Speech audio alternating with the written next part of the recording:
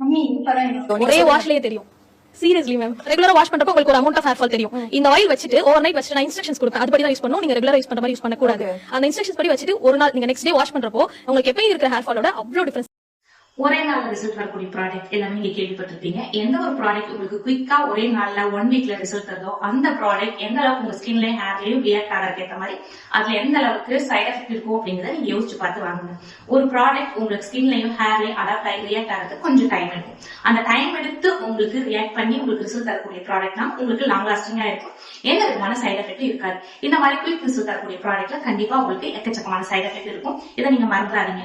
ஒரு ப்ராடக்ட் வாங்கி நீங்க யூஸ் பண்றதுக்கு முன்னாடி அதுல இருக்கக்கூடிய இன்கிரீடியன்ட் பாருங்க, எந்த விதமான சைட் எஃபெக்ட் வராதுக்கு முன்னாடி பேட்ச் டெஸ்ட் அப்படிங்கிறது ஒன்று எடுக்கணும். எந்த ஒரு ப்ராடக்ட் ஹேர்ல ஸ்கின்ல நீங்க அப்ளை பண்றாலும் எக்ஸ்டர்னல் அப்ளிகேஷனா இருந்தாலுமே நீங்க பேட்ச் டெஸ்ட் பண்ணிக்கங்க. இதெல்லாம் நீங்க பண்ணி உங்களுக்கு அந்த ப்ராடக்ட் செட் ஆச்சு அப்படின்னா அதை நீங்க ரெகுலரா பயன்படுத்தி பாருங்க. ஆர்கானிக்கா இருக்கக்கூடிய ப்ராடக்ட் ரிசல்ட் வந்து கொஞ்சம் டைம் எடுக்கும், பட் அது உங்களுக்கு லாங் லாஸ்டிங்கா இருக்குங்கிறது மறந்துடாதீங்க.